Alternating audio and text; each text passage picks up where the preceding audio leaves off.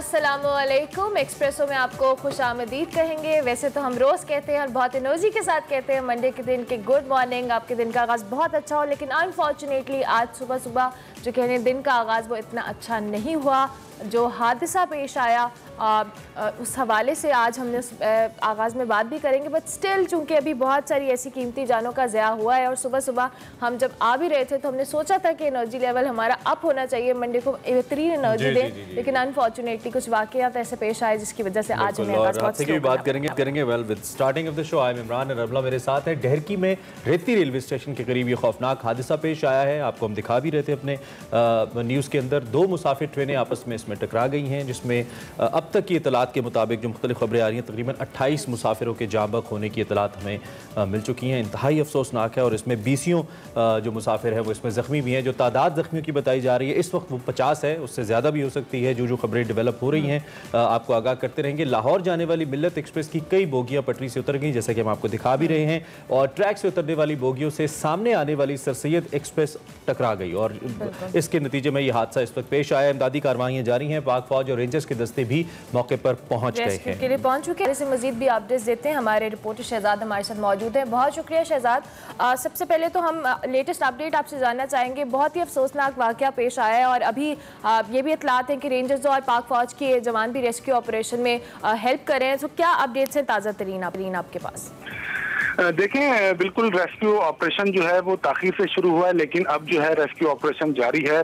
Relief की trail जो निकली थी वो अभी तक पहुंच नहीं पाई हैं। 2 बोगियां हैं वो अभी तक जो है मिट्टी में धंसी हुई हैं, जिनके अंदर जख्मी हैं उनको अभी तक नहीं निकाला जा सका है। उनको निकालने का काम अभी बाकी है। मिल्लत एक्सप्रेस हादसे का शिकार हुई है। ये ट्रेन जो कराची से सरगोदा की तरफ जा रही थी उसकी 4 बोगियां पहले ट्रैक से उतरी हैं, दूसरे ट्रैक पे चली गई।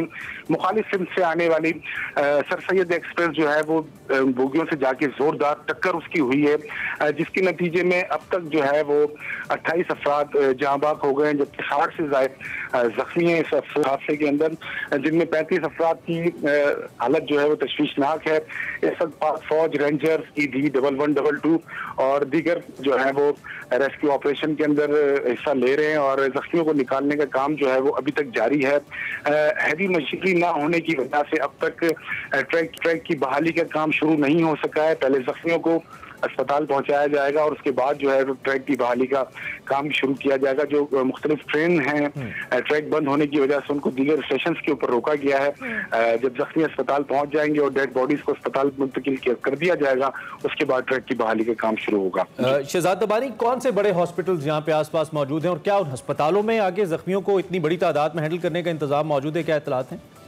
देखें, बिल्कुल आसपास के जो अस्पताल हैं, सबसे पहले जख्मियों को उबाड़ो तहसील के अस्पताल में ले जाया गया था, उसके बाद डहरकी के अस्पताल में ले जाया गया। अस्पताल छोटे हैं, बेसिक हेल्थ सेंटर हैं, वो अस्पताल बड़े नहीं हैं और सरकारी अस्पतालों में तो वैसे ही सहूलियात ना होने के बराबर होती हैं। तो काफ़ी बड़ी तादाद मरीजों की जो है मुसाफिर जो जख्मी हुए हैं उनको रहीम यार खान की तरफ रेफर किया जा रहा है और उसके अलावा कुछ जख्मियों को घुट की और उसके अलावा जो है वो सक्खर की तरफ रेफर किया जाएगा। मामूली जख्मी जो हैं उनको छोटे अस्पतालों में रखा जा रहा है, जो बड़े जख्मी हैं उनको जो है वो बड़े शहरों के बड़े अस्पतालों की तरफ ले जाया जा रहा है। अस्पतालों के अंदर इमरजेंसी नाफिज है, लेकिन उसके बावजूद सहूलियात की कमी जो है वो देखने में आ रही है। अल्लाह करे उनका इलाज जल्दी हो जाए। एक तो जो ट्रेनें रस्ते में है अभी उनके हवाले से हमें इतलात दे दीजिए अगर आपके पास हैं, जो कि ओबियसली इस वक्त घमसान का रन है, वहाँ पे इतलात मिलना भी मुश्किल है। उनका क्या स्टेटस है? दूसरा, क्या पाकिस्तान रेलवे या गवर्नमेंट ऑफ सिंध या विफाक तो खैर नहीं पहुँच पाएगा, गवर्नमेंट ऑफ सिंध या रेलवे की जानिब से कोई पहुँचे हैं आला हुकाम यहाँ पे इस हादसे की जगह पे?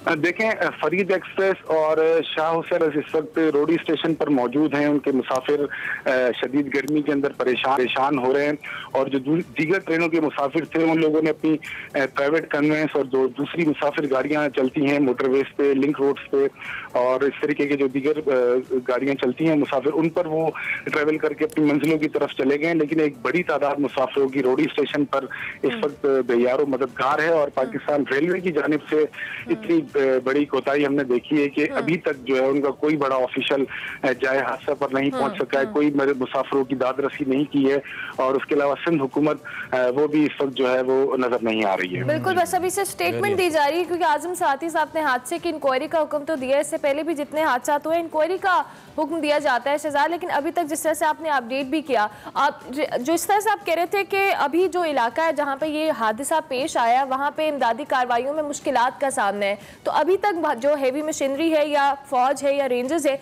उनकी जो खिदमत हासिल की जा रही है उसमें हेल्पफुल है ये सारी सिनेरियो में?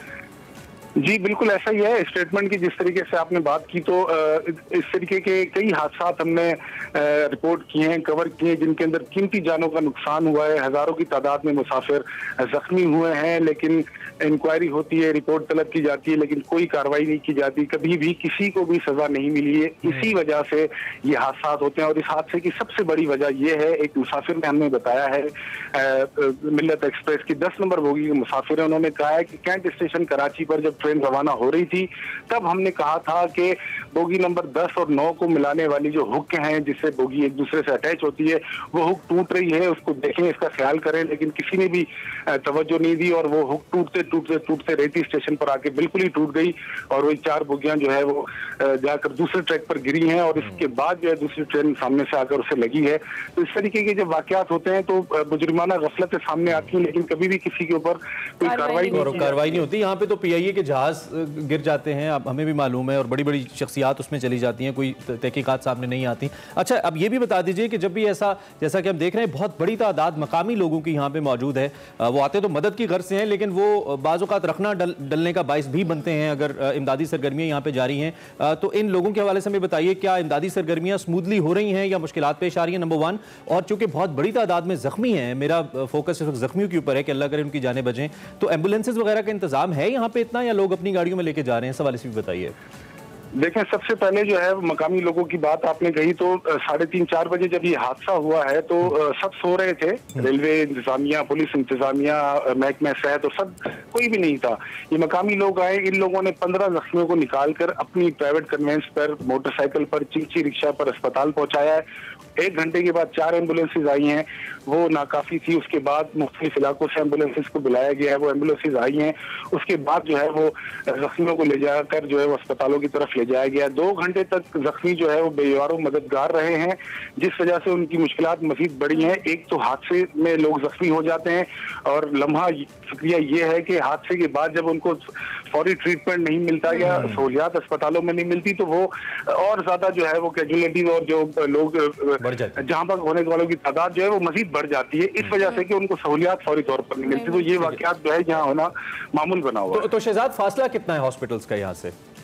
देखिए, हॉस्पिटल इतना दूर नहीं है। बेसिक हेल्थ सेंटर जो है वो छोटे छोटे से अस्पताल जो है वो तो करीब ही हैं, बड़े अस्पताल तो वाकई में दूर हैं, लेकिन एम्बुलेंसेस की सर्विस नहीं है, कोई इतला नहीं दी जाती है। एक ट्रैक से बोगियां गिरकर दूसरे ट्रैक पर चली गई, ये इतलाई किसी को नहीं दी गई, और दूसरी सामने से आने वाली ट्रेन ने उन बोगियों को हिट कर दिया। तो आप ये बताइए कि जख्मियों के लिए कौन आकर यहाँ पे कुछ करेगा? तो अब ये भी बता दीजिए हमें कि इस वक्त रेलवे का मुकम्मल जो ऑपरेशन है इस ट्रैक के ऊपर वो मुअत्तल है, और ये क्या बैनुल सूबाई मेन लाइन है जो पंजाब और सिंध को मिलाती है? जी बिल्कुल, ये बिल्कुल मेन लाइन है, और ये मेन ट्रैक है। इसी ट्रैक के ऊपर जो है कराची से लाहौर और पंजाब की तरफ जो ट्रेनें चलती हैं वो इसी ट्रैक के ऊपर ही चलती हैं, और ये ट्रैक जो है वो बिल्कुल मुकम्मल तौर पर बंद है। अभी 2 जो बोगियां धंसी हुई हैं उनको, उनमें से पहले जख्मियों को और डेड बॉडीज को निकाला जाएगा, उसके बाद ट्रैक की बहाली का काम शुरू होगा। इसमें कई घंटे लग सकते हैं। जो दीगर मुसाफिरों, ट्रेनों के मुसाफिर हैं, वो काफी सारे जो है वो प्राइवेट गाड़ियों पर और मुसाफिर गाड़ियों पर अपनी मंजिलों की तरफ चले गए हैं, और जो परेशान हैं वो वैसे के वैसे ही परेशान मुख्तलिफ स्टेशनों में बैठे हैं और इंतजार कर रहे हैं काश कोई आए। आपने जो डेड बॉडीज या आपने जो जख्मी देखे हैं, क्या उसमें खवातीन और बच्चे भी थे? यकीनी तौर पे होंगे। जी, उसमें खवातीन भी हैं, बच्चे भी हैं। मैं आपको क्या बताऊं कि एक तो फैमिली ऐसी थी जिनका नौज़ायदा एक अभी बच्चा हुआ है, उसको वो लेकर अपने ससुराल जा रहे थे, और वो उसमें वो बच्चा और उसकी वाइफ भी एक्सपायर हो गई है। इसमें एक दूल्हा भी था जो नई शादी करके अपने ससुराल जा रहा था, उसकी वाइफ भी उस हादसे के अंदर फौत हो गई है। इस तरीके के हादसात हैं जिसमें बड़े भी हैं, बच्चे भी हैं और बूढ़े भी हैं। शहजाद, आपकी जिस तरह से जख्मियों से पहले भी आपने कहा आपकी बात हुई बोगी नंबर 10 के मुसाफिर से भी, और उसने बताया कि नेग्लिजेंसी है, दीगर फैमिली से भी बात हुई, और जो इस ट्रेन में मुसाफिर मौजूद थे उनके अहले खाना के हवाले से, उनको इत्तला देने के हवाले से कोई पेशरफ्त? देखें, कलमा तैयबा का विर्द करते हुए कई मुसाफिर जो है वो ट्रेनों से निकले हैं, जो बच गए हैं वो खुशनसीब जो बच गए हैं, उन लोगों से हमने बात की है तो उन्होंने रोते हुए ये बताया है कि कम से कम इतना बड़ा हादसा हो गया है, कितने लोग इसमें जान से चले गए, कितने जख्मी होना तो ये चाहिए था महकमा रेलवे की जानिब से कोई एक आर्जी तौर पर नंबर दे देना चाहिए था। इन्फॉर्मेशन कहने वाला था कि कोई कंट्रोल रूम कायम किया जाता। हाँ, कोई कंट्रोल रूम कायम किया जाता ताकि इत्तला मिल जाती उन लोगों को। और हमने देखा है कि हुकूमतें जो है ऐसे टाइम के अंदर अपने हेलीकॉप्टर्स, अपने जेट्स जो है वो लाकर जो है वो खड़े कर देती हैं ताकि जख्मियों को बड़े शहरों के अस्पतालों में ले जाके अच्छा इलाज कराया जाए, ताकि जो बच गए हैं, जो जख्मी हैं, उनको अल्लाह पाक सेहत दे और वो ठीक हो जाए। इस तरीके की सूरत हाल में हमारा अलमिया ये है कि इंसानी जान की कीमत जो है वो इतनी कम है, ताकि अगर ये पहले ही आगाज में इस तरह के मामलात होते तो एहतियाती तदाबीर इख्तियार की जाती हैं। जिस तरह से मुसाफिर भी बता रहे हैं कि बोगियों में अगर मसला था तो अगर इंसानी जान की वक़्त होती तो ये वाकया ही अव्वल तो पेश ना आता, और इंतजामिया की नाअहली तो हमें नजर आ रही है। बात करिए, इतना बड़ा वाकया रेल के अंदर हुआ था जब गैस का सिलेंडर फटा था और ये कहा जाता है कि गैस की वजह से और जल गए थे मुसाफिर इतनी बड़ी तादाद में। इंक्वायरीज होती हैं, फिर उसके बाद कुछ इस्तेदाद वंस अगेन आप चूंकि हमारे साथ अभी वक्त है ना हमारे पास, चूंकि हमारे साथ आप मौजूद हैं, मैं चाहता हूँ एक दफा समअप कर दीजिएगा इस सिचुएशन में जहाँ पे आप मौजूद है मौके के ऊपर, इस वक्त क्या सूरत हाल है। जिन्होंने अभी व्यूअर्स ने ज्वाइन किया उनके लिए जरा हमें बता दीजिएगा। देखिए, बिल्कुल ऐसा ही है। कराची से सरगोदा जाने वाली मिल्लत एक्सप्रेस की आज 4 बोगियां जो है रेती स्टेशन के करीब उतर कर दूसरे ट्रैक पे चली गई। वहां से सर सैयद एक्सप्रेस आ रही थी जो लाहौर से कराची की तरफ जा रही थी, उसको हिट किया है, जिसके नतीजे में अब तक की इतलात के मुताबिक 28 मुसाफिर जाँ बाग हो गए, जबकि 60 से ज्यादा जख्मी हैं, जिनमें भी 35 जो है वो तशवीश। बहुत शुक्रिया, बड़ा तफसीली आपने हमें आगाह किया। अपना ख्याल रखते हुए हमें आगाह करते रहिएगा, आपसे बात होती रहेगी। शहजाद ताबानी हमारे कोरेस्पोंडेंट इस वक्त हमें आगाह कर रहे थे यहाँ पे इस सूरत हाल से, जहाँ पे 28 मासूम जाने उनका ज़िया हुआ है और 20 मुसाफिर जख्मी है। इस वक्त बिलाल हमारे साथ मौजूद हैं। बिल्कुल, बिलाल हमारे साथ मौजूद है, जरा बिलाल से बात करते हैं और बिलाल से पूछते हैं कि उनके पास क्या। Bilal, thank you very much for joining अस। क्या आते हैं आपके पास इस हवाले से? ये जो ट्रेन हादसा सुबह हुआ है मिल्लत एक्सप्रेस और सैयद एक्सप्रेस ट्रेन के हवाले से, इस हवाले से सबसे अलमिया बात यह है कि रेलवे इंतजामिया की जानिब से सुस्त रवि का मुजाहरा किया जा रहा है। जो इंतजामात हैं, जो मुसाफिर फंसे हुए हैं, क्योंकि रेलवे के पास बड़ा टेक्निकल स्टाफ होता है, वो ही सारा काम करता है। उनके पास PWI होते हैं, DME होते हैं, DS होता है, DCO होता है, DT होता है, जो ट्रांसपोर्टेशन ऑफिसर होते हैं। ये बड़े तजर्बाकार लोग होते हैं। फिर इनके नीचे जो स्टाफ है, लेकिन सबसे बड़ी बात यह है कि हादसा सुबह का हुआ है। इतलात रेलवे इंतजामिया को बड़ी लेट मिल रही हैं और जो चाहे वकूआ पर रिलीफ ट्रेनें हैं वो अभी तक नहीं पहुंची। जो हमारे जराए है, कुछ देर पहले हमें पता लगा है कि जो मिल्लत एक्सप्रेस की जो 3 बोगियां आखिरी गिरी थी, सर सैयद ट्रेन जो डाउन ट्रैक से अप ट्रैक से आ रही थी, तो वो उसमें लगी है, तो वो इंजन बुरी तरह बोगी। मुख्तसरन ये बता दीजिए, ऐसे मौकों पे बड़ा जरूरी होता है कोई कंट्रोल रूम कायम किया जाए जिससे वो लोग जिनके प्यारे ट्रेवल कर रहे थे, खबर नहीं मिल रही उनको इस वक्त वो जिंदा है खुदा न खास्ता या उनका इंतकाल हो गया, कम से कम पता तो हो। तो क्या ऐसा कोई कंट्रोल रूम बनाया है रेलवे ने? ऐसा कोई मैकेनिज्म नजर आ रहा है आपको? जी, इब्तदाई इतला के मुताबिक इस वक्त जो इतलात आई हैं, रेलवे के जो 2 सेसिस टंडन थे वो इसमें जहाँ बाग हो गए हैं। एक पिंडी डिवीजन का था, एक लाहौर डिवीजन का था। दूसरे जो पुलिस के एहलकार थे वो भी 2 जहाँ भाग हो गए, वो भी ड्यूटी पर मामूर थे। इस हवाले से रेलवे कंट्रोल ऑफिस के हवाले से अगर बताएं तो रेलवे कंट्रोल को तो हेडक्वार्टर में इतलात सारी आ रही हैं। इस हवाले से लाहौर, कराची, रावलपिंडी, फैसलाबाद और मुल्तान में डेस्क बना दिए गए हैं। जिस तरह अभी इब्तदाई इतलात आएंगी तो वो डेस्क से लोग ले सकते हैं, लेकिन वही बात है कि अभी इंतजामिया की जानिब से कोई अमल नहीं किया जा रहा है। इंतजामिया की जानिब से भी कोई अमल नहीं किया जा रहा। बहुत शुक्रिया बिलाल, आप इस हवाले से अपडेट कर रहे थे। बहुत ही अफसोसनाक वाक़या, और जिस तरह से अभी बिलाल ने भी बताया और शहजाद ने भी बताया कि इंतजामिया की जानिब से एफिशिएंसी का मुजाहरा नहीं किया जा रहा, सिर्फ स्टेटमेंट्स पे काम चलाया जा रहा है। और इस तरह के कई वाक़यात माजी में भी हो चुके हैं जहाँ पे हमें इंतजामिया की नाअहली नजर आती है कि इंसानी जानों की इस वक्त कोई। और इन्होंने आम खबर ये भी दी कि रेलवे के अपने 4 जो एहलकार हैं वो भी इसमें जाम बहक हुए हैं इस हादसे के अंदर। 12 अभी खबरें आ रही हैं, डेवलपमेंट्स हो रही हैं। इंतहाई अफसोसनाक वाक़या है, जो लोग दुनिया से चले गए, अल्लाह उनको गरीक रहमत करे। उनके जो प्यारे हैं उनको अल्लाह सहारा दे, आसरा दे और हौसला दे इसको बर्दाश्त करने का। और ज़ख्मियों को हमारी दुआ है कि अल्लाह पाक जल्द से एहतियात करें। इस हवाले से बात होती रहेगी। फिल वक्त देख लेते हैं आज की हेडलाइंस।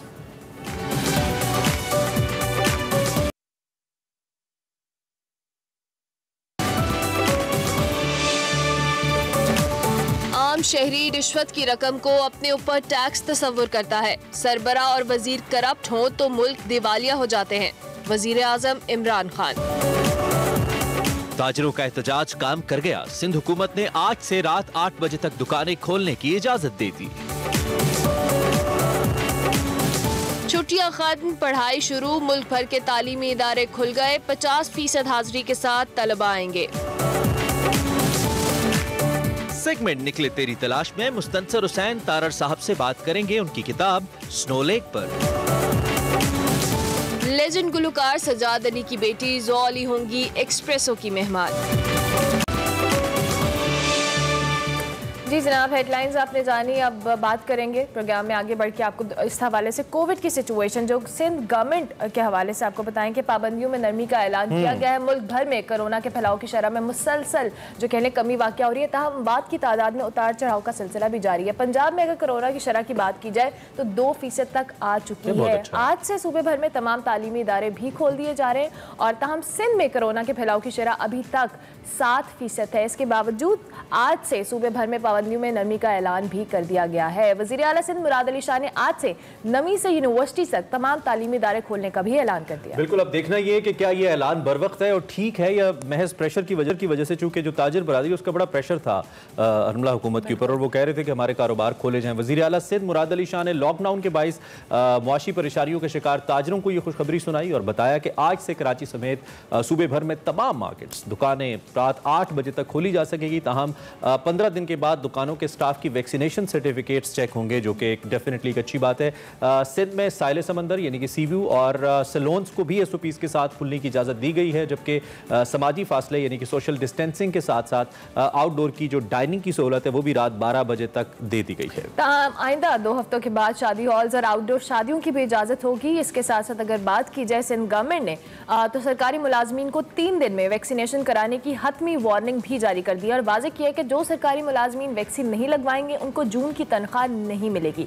इस हवाले से हम गुफ्तगू करेंगे। हमारे मेहमान सेक्रेटरी सेहत सिंध मोहम्मद कासिम सुमरो साहब मौजूद हैं। उनसे करते हैं कि सुमरो साहब से पूछते हैं कि वो इस पे क्या हमें अपडेट कर पाएंगे। Soomro, thank you very much, सुबह बखैर, बहुत शुक्रिया आपने ज्वाइन किया। पहला सवाल तो मेरा ये है कि अभी आपके सूबे में बिलखुसूस कराची में जो पॉजिटिविटी की रेशो है वो 7% है और हम हमेशा जब भी पाकिस्तान में पॉजिटिविटी रेशो की बात करते हैं तो हम कहते हैं कि ये जेन्युइन रेशो इसलिए नहीं है क्योंकि बहुत सारे लोग तो कोविड टेस्ट ही नहीं करवाते, बहुत सारे लोग अफोर्ड ही नहीं कर सकते। तो ऑलवेज डॉक्टर से कि आप इसको हमेशा मल्टीप्लाई बाय 3 करें जितने केसेस हैं। तो आपको अभी नहीं लगता कि अभी बहुत अर्ली है ये फैसला किया जाना? 2 के ताजरों का नुकसान हो रहा है और तिजारती सरगर्मियां इस वक्त रुकी हुई हैं, लेकिन बहुत जल्दी है ये। बिस्मिल्लाहिर्रहमानिर्रहीम, बहुत शुक्रिया आपका। इस हद तक आपकी बात दुरुस्त है कि जो अभी कल पे रेशो कम निकलना जिसकी वजह से हम ये पहले जो लॉकडाउन को एक्सटेंड किया था, लेकिन अब चूंकि ये आप वाली एक हद तक तो आपकी बात ठीक है कि जी बाकी पाकिस्तान के बाकी जो एरियाज हैं उसमें बड़ी हद तक जो है वो स्प्रेड कम हुआ है, लेकिन ये स्प्रेड कम सख्तियों की वजह से हुआ है, ये लोगों ने वॉलंटियर नहीं किया। लेकिन हम अब चूंकि थोड़ी हमारी जो पॉलिसी शिफ्ट है वो बजाय हम इस क्योंकि हमारे पास ऑप्शन सर 3 ऑप्शन है। नंबर 1 तो हम पूरे मुल्क को ऐसे ही छोड़ दें पर हमारे नेबरिंग जो मर्जी होता रहे। दूसरा ऑप्शन ये है कि कभी दरमियान रहे और तीसरा ऑप्शन ये हमारे पास कि हम लोगों को फुली वैक्सीनेट करें। वैक्सीनेशन की तरफ जो है ना वो ज्यादा फोकस करें क्योंकि इसी वजह से हमने ये जो ओपनिंग का जो थोड़ा बहुत हमने खोला है वो यही इस रिक्वेस्ट के साथ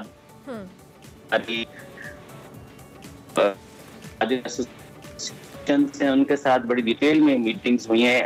1-2 ठीक है, ऑडियो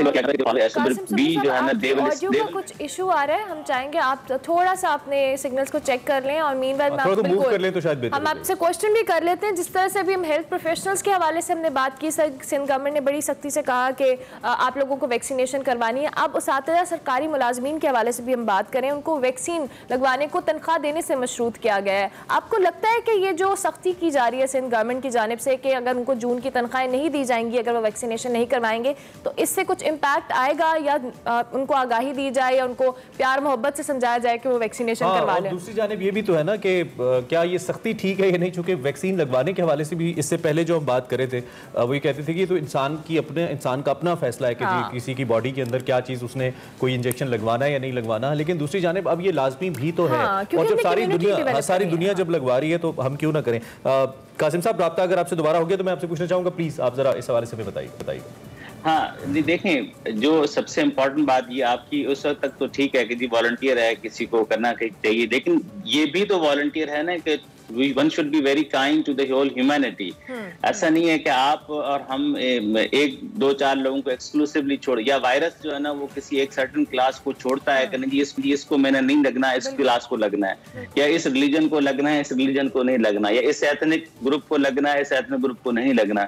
जब वायरस हम में से कोई जो है वो डिफरेंशिएशन नहीं रखता तो फिर हमें भी जो है वो एक दूसरे के लिए इतना काइंड होना चाहिए। और गवर्नमेंट्स का काम, हम सिर्फ ये, अगर हम वॉलंटियर लोग एसओपीज को फॉलो करें जो दुनिया के दो चार ममालिक में मिसालें भी हैं, तो फिर हमें लॉकडाउन की भी क्या जरूरत थी। तो हम तो इन्फोर्स इसलिए करते हैं कि ताकि हम इस साइकिल को तोड़ सकें, और यही इन्फोर्समेंट हम अपने हाउस को ठीक करेंगे तो जाहिर है जो है वो बाकी मैसेज भी तौर पे इस पे कोई एतराज नहीं है और ये होना चाहिए। और तमाम सूबों ने अपनी कोशिश की है तो नताइज आए। हम ये नहीं कह सकते कि एक सूबे ने ज्यादा कोशिश की, एक ने कम की, और लोगों का भी इसमें समहाउ सुमरू साहब हिस्सा है ही जिन्होंने अपने तौर पे एसओपीज वगैरह का कुछ ख्याल रखा। अच्छा, अब ये भी बता दीजिए वैक्सीनेशन की क्या सूरत हाल है आपके सूबे में? लगवा रहे हैं लोग? क्या परसेंटेज है अभी तक?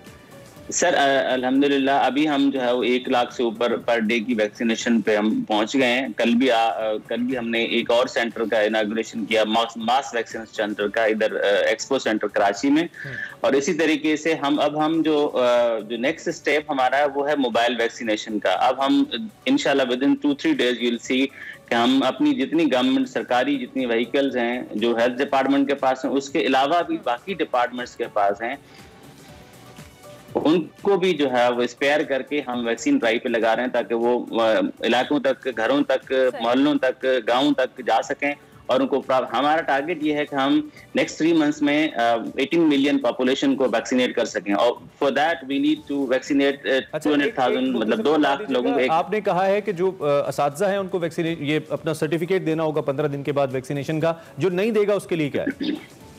सब एग्जैक्टली वो सरकारी मुलाजिम है, उसके लिए वही पॉलिसी है। ठीक हो गया, सरकार उनको भी तनख्वाह से मशरूत किया गया है। बहुत शुक्रिया। हमारे पार्लिमानी सेक्रेटरी सेहत सिंध मोहम्मद कासिम सुमरू साहब मौजूद थे। और जो सिंध में सिचुएशन है कोविड केसेस बढ़ने की, अभी लेकिन बहुत सैटिस्फैक्टरी नहीं है, मुझे लगता है कि इट्स अर्ली बट, और वैक्सीनेशन आप लाजमी करवाएं, एक रिस्पॉन्सिबल सिटीजन होने का सबूत है, क्योंकि अभी सबके लिए इम्यूनिटी बूस्ट करना और खुद को मेंटेन करना बहुत जरूरी है, क्योंकि हम सब पेंडेमिक की सिचुएशन में वैक्सीनेशन करवाना बहुत जरूरी है। इसी नोट पर ब्रेक लेंगे, ब्रेक के बाद हाजिर होंगे। आप देखते रहिए Expresso. Welcome back to Expresso. और इस वक्त हमारे साथ वज़ीर मुमलिकत बराए इत्तलात व नशरियात फ़ारूक हबीब साहब मौजूद हैं। उनसे ज़रा बात करते हैं। जैसे कि ब्रेक से पहले हम डिस्कस कर रहे थे, एक अंदोनाक हादसा पेश आया है डेरकी के करीब 2 ट्रेनों के दरमियान, जिसमें अब तक की ताज़ा तरीन इत्तलात के मुताबिक तकरीबन 30 अफराद के जाँ बहक होने की इत्तलात हैं और 50 से ज़ायद ज़ख्मी भी हैं। फ़ारूक साहब से ज़रा इस बारे में बात करते हैं। फ़ारूक साहब, बहुत शुक्रिया। इंतहाई अफसोसनाक वाक़या। पहले तो अपने ख्यालात का इज़हार इस पर विफाकी हुकूमत की जानिब से अगर कुछ करना चाहें, और फिर उसके बाद विफाकी हुकूमत इस हादसे को लेकर अब क्या इक़दामात करेगी ज़ख्मियों के लिए और जो लोग जहाँ भग हुए हैं उनके लिए? देखें, बड़ा ही इंतहाई अफसोसनाक वाक़या जो है वो अल सुबह पेश आया है, और जिसमें मिल्लत एक्सप्रेस घोटकी के पास जो है वो डिरेल हुई हैं। इसकी 4 बोगियाँ जो रेलवे हुकाम ने हमें इब्तदाई इलाज और तहकीकात के मुताबिक बताया है, और मेन वाइल उसी के साथ वाले ट्रैक से सैयद एक्सप्रेस जो कराची जा रही थी वो पास ऑन हो रही थी। जो डिरेल्ड जो 4 बोगियां हैं उनके साथ उसका टकराव हुआ है, के बायस 30 के करीब इंसानी जानों का ज़िया हुआ है, और उसमें काफ़ी लोग जो है वो ज़ख्मी हैं। ज़ख्मियों को रेस्क्यू ऑपरेशन वहाँ पर जारी है, अस्पतालों में तिब्बी इमदाद के लिए मुंतकिल किया गया है, और मज़ीद अभी रेस्क्यू ऑपरेशन में जो लोग सामने आ रहे हैं, कोशिश यही है कि पहले इनको तिब्बी इमदाद फराहम की जाए ताकि मज़ीद जानी नुकसान से जो है वो बचाया जा सके। सही।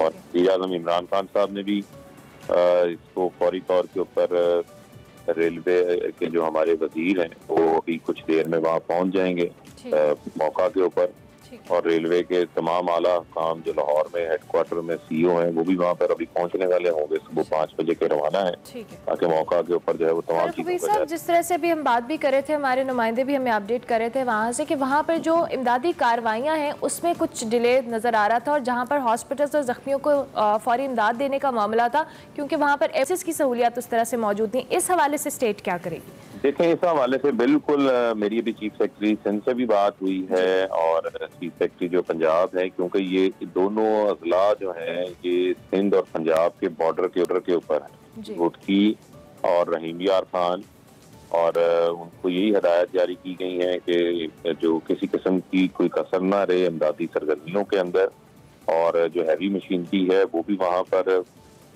कुछ पहुंच चुकी है, बाकी मजीद पहुंच रही है। आपके इल्म में है कि ये वो अजला हैं जो कि दूर दराज के हमारे अजला हैं, और वहाँ पर एम्बुलेंसेज की और बाकी चीज़ों की जो सहूलियात हैं वो आपके सामने हैं। वो इर्द गिर्द के अजला से भी वहाँ पर चीज़ों को जो है वो पहुँचाया जा रहा है।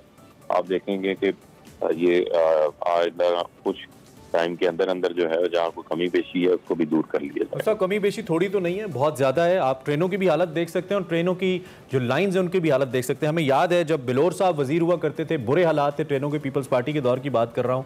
फिर उसके बाद जब नून लीग की गवर्नमेंट आई, ट्रेन के निज़ाम बेहतर हुए, बेहतर खबरें आई। फिर उसके बाद अब आपकी गवर्नमेंट को 3 साल हुए, ना तो सिग्नलिंग का कोई निज़ाम इम्प्रूव हुआ है, ना रेलवे लाइन्स का निज़ाम इम्प्रूव हुआ है। हमारे रिपोर्टर ने हमें बताया कि वहाँ पर लोग शोर करते रहे जब ट्रेन चलने लगी थी कि कुछ बोगियाँ उनकी हुक्स वीक हैं, वो टूट सकती हैं, लेकिन तवज्जो नहीं हुई। मे भी यही हादसे का बाइस बना हो। तो इसमें इंप्रूवमेंट क्या हुई है पिछले कुछ अरसे में? फारूक साहब कुछ बता सकते हैं? देखिए, ये हुक्स वीक का इशू नहीं है, और हुक्स वीक तो आम पैसेंजर जो है उसका तयन तो नहीं कर सकता, ये तो टोटली एक टेक्निकल मामला है।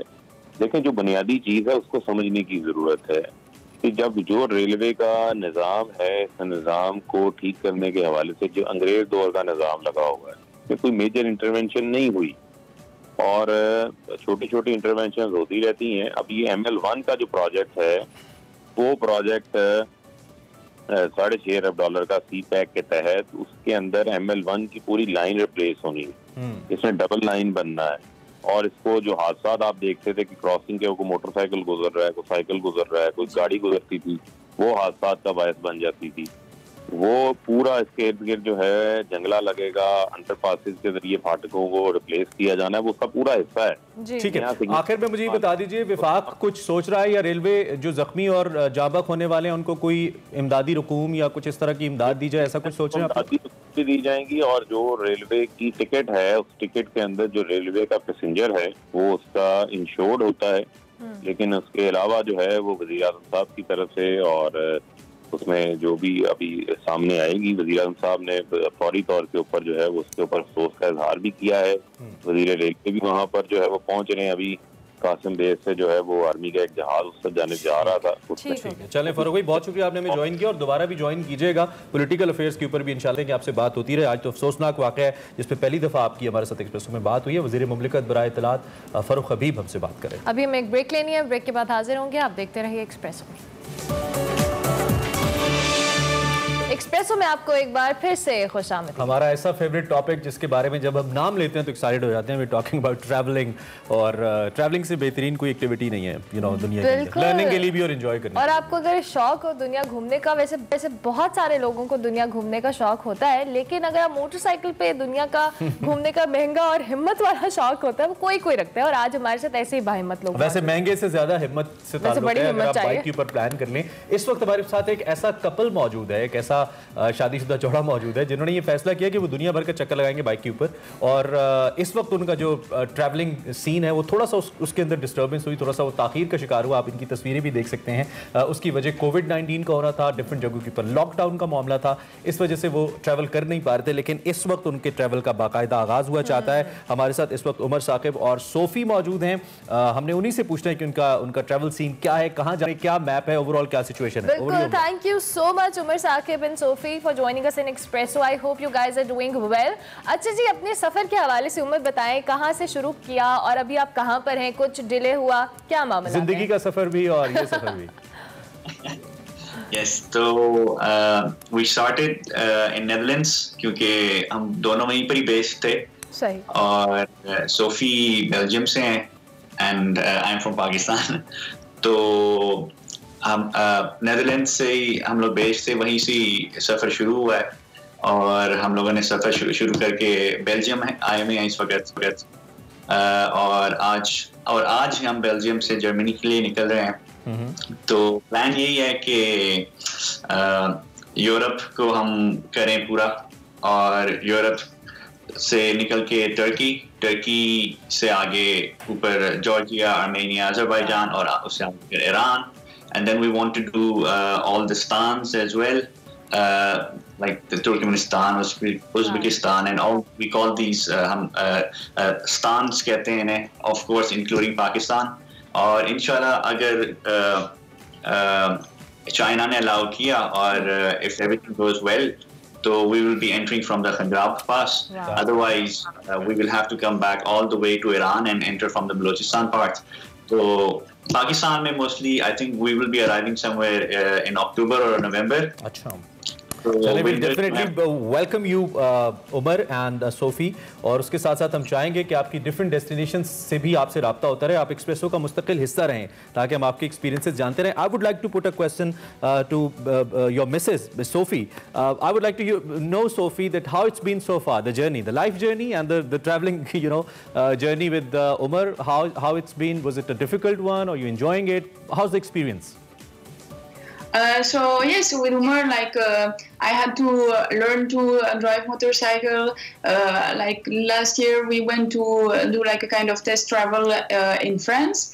So yes, it's a lot of new things for me, but it's always good to learn new things. So yes, I'm really enjoying it a lot, and it's really, really nice. Yeah. Do you like traveling? That's why you are traveling with Umar on motorcycle? But I have to admit, before to meet Umar, I was not traveling that much. But yes, this is like a really, really a good plan. And I think I wanted to, when I was younger, do maybe backpacking big trip or something else. But I see that motorcycle is really a nice option, and it's really funny as well. So my next question has two parts, Sophie. One is whose idea actually it was to travel the world on bike, number one. Number two, have you learned something in terms of language and speaking? When we talk about Pakistanis, we obviously speak in Urdu. So have you learned something in Urdu as well from Umar? Yeah. So what? So about the learning the language, yes, I'm learning Urdu. I'm not speaking a lot at the moment, but I can say, by example, "Mujhe Urdu nahi aati." Okay. So yes. Okay. Yes, and whose idea it was to travel on a bike, like world travel? It was Umar's idea. Yes, because it was my idea. It was him who was wanted to learn motorcycle, and he kind of pushed me to do it, because I have to admit it was not easy for me at the start. Okay. But now I think quite good, so that's nice. Yeah. She's has a born talent for it, so she's really doing fine. Umar, आपने उनको वैसे तो travelling का शौक डाल दिया है, जिस तरह से वो भी बता भी रही हैं, लेकिन आप उर्दू लैंग्वेज में कितनी मेहनत करते हैं इनको सिखाने में? क्योंकि मुझे लगता है पाकिस्तानी जहाँ भी जाए कुछ एक जुमला उन्होंने बोला है कि मुझे उर्दू नहीं आती, इसके अलावा आपने कुछ सिखाया नहीं उनको, या खाने वाने नहीं खिलाए? पाकिस्तानी उमर लाहौरी है तो खाने वाने नहीं खिलाए? पाकिस्तानी खाने तो बहुत खिलाए हैं, और ये खुद पाकिस्तान आई थिंक 4 दफा आ चुकी हैं। अच्छा। तो she is very well aware of that. दूसरा ये कि she loves Pakistani food as well, लेकिन मुझे भी सो इट्स एन एक्सचेंज के वो जब मैं कहता हूँ कि उर्दू सीखो तो शी इज लाइक यार you have to learn French as well. So yeah, I think I'm lacking in that. I must say, ये थोड़ा मुश्किल काम है मेरे ख्याल से, क्योंकि आपको फ्रेंच सीखना भी कौन सा आसान है अगर उनके लिए उर्दू सीखना होगा। उमर, बहुत सारे चैलेंजेस होंगे ऑब्वियसली जब आप ट्रैवल करेंगे, ऑब्वियसली बाइक है, रास्ते हैं उस तरह से। सो अब ऑब्वियसली इस चैलेंजिंग मोमेंट को आपने किस तरह से फेस करना है? आपने ऑब्वियसली बाइक पे जाना है, और क्या क्या आपके प्लानिंग्स का हिस्सा है इस सारे सफर में? तो सबसे पहले तो आता है जी कि ऑलरेडी जो as our Instagram and says कि please no borders, तो border crossings जो हैं they are really a pain, और बहुत ज़्यादा ब्यूरोक्रेसी चलती है, काफ़ी जगहों पे करप्शन वगैरह भी चलती है। So I have seen a lot of people जिनको बहुत ज़्यादा मसला होता है बॉर्डर क्रॉसिंग्स पे, स्पेशली जब आप यूरोप से एग्जिट कर जाते हैं ना, तो कि जी ये पेपर नहीं है, वो पेपर नहीं है, तो this is the first hassle जो कि of course it's part of it, हर किसी को करना पड़ता है। लेकिन the second thing on top of it at the moment जो है वो है जी कोविड, कि कोविड की वजह से ऑफ कोर्स आपको वैक्सीनेशन होनी चाहिए, अगर वैक्सीनेशन नहीं है तो आपको पीसीआर टेस्ट करवाना है, तो ये थोड़ा सा आई थिंक हमारे लिए मसला हो। उम्र पीसीआर होने हैं, मुझे लगता है कि जितने मुल्कों में जाएंगे हर मुल्क अपना पीसीआर, हर मुल्क अपना क्वारंटीन पीरियड, और I think it's gonna be a really tough one, but obviously eight the same time you know जितना चैलेंजिंग होता है उतना ज़्यादा लर्निंग एक्सपीरियंस भी और एडवेंचरस भी होता है। अच्छा उमर, शॉर्टली हम आपसे पूछना चाहेंगे, आप ज़्यादा किस मुल्क में जाने के लिए एक्साइटेड है, नंबर वन, और क्या ये ट्रेल बाइक्स है जिनके ऊपर आप जा रहे हैं, चूँकि सफ़र हर जगह स्मूथ तो नहीं होगा, तो बाइक्स किस किस्म की हैं जिस पर आप ट्रैवल करने जा रहे हैं? तो बिल्कुल जी, तो आइडिया तो यही है कि we will be staying away from the highways और ऑफ द बीटन पाथ पे आप रहें, और ऑफ रोड ही हम लोग चलाएंगे ज़्यादातर, क्योंकि then you are in the countryside और वहीं पर ही ज़्यादातर आपकी जो कल्चरल इंटरेक्शंस होती हैं वहीं पर ही ज़्यादा। तो बाइक्स हमारे पास जो हैं दे आर कावासाकी वर्सेस 300, दोनों के पास सेम बाइक है, and it's more like sports adventure, so we will be using it on the off road. तो द बाइक जो है वो it's good for the purpose, it's good. Umar, wish you all the best and wish you all the best Sophie, it's really pleasure talking to both of you, and we believe कि आपका जो सफर है वो अच्छे से गुजरे, आप खैरियत से पहुंचे, और जब पाकिस्तान आएंगे तो ऑब्वियसली स्टूडियोज में होंगे, लेकिन जहां जहां आप जाएंगे विल रिक्वेस्ट यू कि आप हमारे साथ कांटेक्ट में रहें, और इनका पेज भी तो है प्लीज नो बॉर्डर्स, बिल्कुल please no borders, and we wish you very best of luck, be safe, और आप सक्सेसफुली इस पूरे टूर को कंप्लीट करें, then will have you on our show. Thank you so much Umar and Sophie, in Expresso, और आप इनका social media Instagram के ऊपर प्लीज नो बॉर्डर के नाम से उसको जरूर फॉलो करें, इनकी अपडेट्स लेते रहें और इनको गाइड भी करते रहें, अगर आपको बाहर से कहीं से ताल्लुक है और आपका एक्सपीरियंस है तो हेल्प कर सकते हैं। अभी हम एक ब्रेक लेंगे, ब्रेक के बाद हाजिर होंगे, आप देखते रहिए एक्सप्रेसो।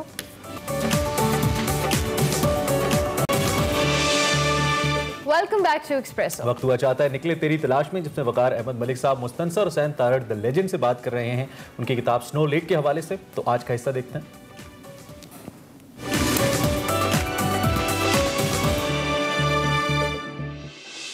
अस्सलाम वालेकुम नाज़रीन, मैं हूं वकार अहमद और आप देख रहे हैं निकले तेरी तलाश में। निकले तेरी तलाश में गुफ्तगू का जो सिलसिला है वो तारड़ साहब से, वो उनकी किताब स्नो लेक पे जारी है। स्नो लेक, जिसके बारे में तारड़ साहब ने कहा है कि इश्क के बगैर आवारगी मुमकिन नहीं, स्नो लेक मुमकिन नहीं, और दुनिया के तवील तरीन बर्फ़ानी रास्ते को पार करना मुमकिन नहीं। तारड़ साहब से हम इसी मौजू पर गुफ्तगू कर रहे हैं कि दुनिया के इस तवील तरीन बर्फ़ानी रास्ते को उन्होंने कैसे पार किया। तारड़ साहब, मेरा सवाल ये है, मुझे बताइए कि कैसर ग्राउंड में आपने कैंप किया था पहला, और कैसर ग्राउंड में आप लिखते हैं कि इंतहाई तेज़ धूप थी और सनस्ट्रोक का खदशा था, और आप यूसुफ पर गुस्से में थे कि मतलब यहाँ पे क्यों कैंप किया गया, ऐसे बेहतर है कि हम वापस वहाँ स्कूले और उससे आगे जो सेकंड कैंप है वहाँ पे जाते हैं। लेकिन तारड़ साहब, जब शाम हुई है तो आपने लिखा है कि ये लफ्ज़ों की कैद में ना आने वाली एक खुनक शाम थी। वो क्या शाम थी तारड़ साहब? क्योंकि अभी हम ब्याफो के ऊपर नहीं चले थे, वहीं से अशकोले से चले थे, और वो शाम ऐसी थी कि मैं, जिस तरह मेरी आदत है, मैं ज़रा अलग होकर बैठ जाता हूँ, तो नीचे उससे ब्याफो से निकलने वाला एक दरिया जा रहा था, उसकी गूंज थी, तो मैं वहाँ जाके पत्थर पे एक बैठ गया, और बड़े बड़े टुकड़े चट्टानों जितने बर्फ़ के वो ब्याफों से कट कट के ना उस दरिया में, और उनकी गड़गड़ाहट थी, और शाम थी। मेरी जो आपने बेटी की बात की है, तो इसका नाम कुर्रतुल ऐन मैंने जो रखा, एक तो कुर्रतुल ऐन हैदर मुझे बहुत पसंद थी, दूसरी बात ये है कि कुर्रतुल ऐन ताहिरा मेरी बड़ी फेवरेट। अब अगेन वो एक बागी शायरा थी, आप कहते हैं ना कि उसको कत्ल किया गया, तो उसकी जो फेमस गज़ल है चेहरा बचेहरा रूबरू, तो वहाँ पे उस पत्थर पे बैठे हुए मुझे वाकई ये महसूस हुआ कि वो अशार कुर्रतुल ऐन ताहिरा के मुझ पे उतर रहे। और बुनियादी तौर पे मैं समझता हूँ कि जब आप महसूस करते हैं, एहसास की ख़ास सतह पे होते हैं, तो वो गालिब नहीं शायरी कर रहा, वो आप पे ही उतर रही है। बुल्ले शाह जो कुछ कह रहा है वो आप पे उतर रहा है। ये एहसासात की ख़ास सतह होती है जिसके लिए एक ऐसी शाम चाहिए जिसके सामने ब्याफों में से निकलने वाला एक दरिया हो और उसमें बर्फ़ के तोदे चले आ रहे हैं तो तन्हाई और खामोशी। तार साहब, आप उससे आगे निमला रुकते हैं और निमला में आपकी यूसुफ से एक तकरार होती है। यूसुफ आपको बताता है कि यहाँ से थोड़ा सा ऊपर जो है वो कुछ फूल हैं और आबशार है, तो और साथ वो अपना तकिया कलाम जो कि यहाँ पेश नहीं किया जा सकता उन फूलों और आबशारों के बारे में जो उसने फरमान जारी किया, लेकिन आपने कहा नहीं मैं तो वो देखने जाऊँगा। तो कैसा था वो मंजर, वो जो फूल थे, वो जो आबशार थे जिससे यूसुफ आपको रोक रहे थे? वो एक्चुअली एट टाइम्स आपको समझ नहीं आता कि भाई ये एक और मंजर आ गया, इसको किस तरह बयान करूं। चनाचे मुख्तसर ये है कि भाई वो आबशार पहले किसी ने देखा ही नहीं था, मैं गया। वो फूल भी जो है वो सिवाय उन लोगों के जो वहाँ कैंप करते थे और एक आदि को एक्सपीडिशन आती थी वो देखते थे। हाँ, एक और बात मुझे भूल गई जी कि जब हम स्कूले से चलने वाले थे, यूसुफ साहब एक साहब को लेके आए, उन्होंने बंदूक पकड़ी यूँ परेड करते आ गए। मैंने कहा ये कौन है? कि साहब ये शिकारी हैं। अच्छा। और रास्ते में जिधर आप जा रहे हैं इधर मारखोर बहुत होता है और वहाँ बाकी हो, तो ये मारखोर का गोश्त खिलाएंगे रोज़ाना आपको, और इनको आप जितने आप एक पोर्टर को पैसे देते हैं उतने दे दीजिए। मैंने कहा तो ये मारखोर का शिकार करेंगे? मैंने जी हाँ। उन्होंने बड़े फख्र से कहा। मैंने कहा कि आप चले जाइए, इससे पेश करके मैं कुछ कहूँ। मैं वहाँ पे उनके दोस्तों ने की हैसियत से जा रहा हूँ, जानवरों के और पहाड़ों के। उनका दुश्मन नहीं, मैं शिकार से बुनियादी तौर पे, मैं शिकार की बात हुई है ना, अब ये बड़ा अच्छा है ये जो ट्रॉफी हंटिंग। इसके बावजूद जब मैं देखता हूँ एक तस्वीर के एक शानदार मारखोर के सींग हैं और एक साहब बड़े फ़ख्र से यूँ खड़े हुए हैं, भाई तुम्हें किस चीज़ का फ़ख्र है? इतना शानदार बंदा, और मेरे पास में हो ना, मेरे पास इतने पैसे नहीं हैं तो मैं डेफिनेटली 4-5 मारखोर मारने की इजाज़तें लूँ और फिर मैं कहूँ कि ये 4-5 मारखोर जो हैं इनके लिए मैंने पेमेंट कर दी है, इनको आप ब्रांड कर दीजिएगा कि इनको और कोई नहीं मारेगा। तो हम तो मतलब मैं शिकार ठीक है पुराने ज़माने में जब एक ज़रूरत होती थी, बुनियादी तौर पे मैं जानवरों को मारने के हक में नहीं। तार साहब, निमला से मांगू का जो सफ़र है वो गाइड बुक्स के हिसाब से 6 घंटे का है और ये 6 घंटे का सफ़र आपने 6 घंटों में नहीं किया बल्कि आपने एक पूरा दिन लगा दिया था। इसकी वो ख़ास वजह वही अगेन फिर वही वाली बात होगी कि गाइड बुक्स में कुछ और लिखा होता है या फिर वो कम से कम हमारे लिए नहीं होता। जी हाँ, वही बात कि गाइड को भी नहीं पता था। और वो जो चढ़ना होता है ना पहली मरतबा बर्फ़ के, जी बर्फ़ के ऊपर चलना, यानी जब आप जाते हैं बतूरा ग्लेशियर केटू जाते हैं तो ज़्यादातर आप साइड पे चलते हैं, ठीक। लेकिन यहाँ पे अब जो है ब्याफो जो है उसमें ज़्यादातर आप उसके दरमियान में चलते हैं और वो चलना जो है जो किच किच किच की आवाज़ आती है और वो फिसलना होता है और उसमें वो भी होती हैं, दरारें भी होती हैं, बेशुमार होती हैं। तो वो पहला सफ़र था जो हम सिर्फ बर्फ़ के ऊपर चल रहे थे और बर्फ़ पे चलने के लिए थोड़ी सी करतब आने चाहिए, किस तरह चला जाता है, किस तरह अपने आप को संभाला जाता है, तो इसलिए देर लगी। तार साहब, जब आप मांगू में होते हैं तो वहाँ ऊपर एक सैलाब आता है, पत्थरों का सैलाब, कीचड़ का सैलाब, और ये फिनोमेना जो है ये गिलगित बल्तिस्तान में जब आप ट्रैक्स करते हैं तो गाहे बगाहे नज़र आ जाता है और ये बड़ा ही खौफनाक तजुर्बा होता है। उसकी जो गड़गड़ाहट है, जो कीचड़ है, उसका एक पूरा सैलाब आ रहा होता है। तार साहब, कभी आपके ज़हन में ये तजस्सुस पैदा हुआ कि ये जो इतने बुलंद पहाड़ हैं और ये कहीं कहाँ से ये मलबा, ये कीचड़, ये पत्थरों का इतना बड़ा सैलाब गड़गड़ाहट के साथ आ रहा है, तो इसका सोर्स क्या होगा और मैं जाके ऊपर देखूँगी किस जगह से ये निकल रहा है? ये बड़ा ही अजीब व गरीब सवाल है, लेकिन ये कभी कभी मुझे तजस्सुस होता है तो मैं इसलिए आपसे पूछ रहा हूँ। मगार उस वक्त तो बंदे को मतलब कि उठा के लाते हैं, नीम मुर्दा होता है वो कहीं नहीं जाने वाने का होता है। अच्छा, लेकिन मांगो में ये हुआ था उनके पहले तो मैंने हस्बे आदत मैंने कहा जी ये जगह यहाँ से ये पूरा ग्लेशियर नीचे नज़र आ रहा है, यहाँ पे मेरा टेंट लगाया। तो जो पोर्टर था एक एक्सपीरियंस, उसने कहा साहब यहाँ नहीं लगाए, यहाँ पत्थर आता है।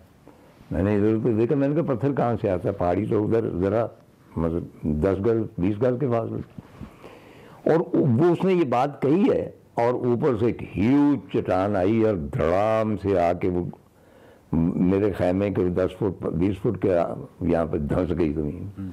तो जाहिर है कि आई वाज टेरिफाइड।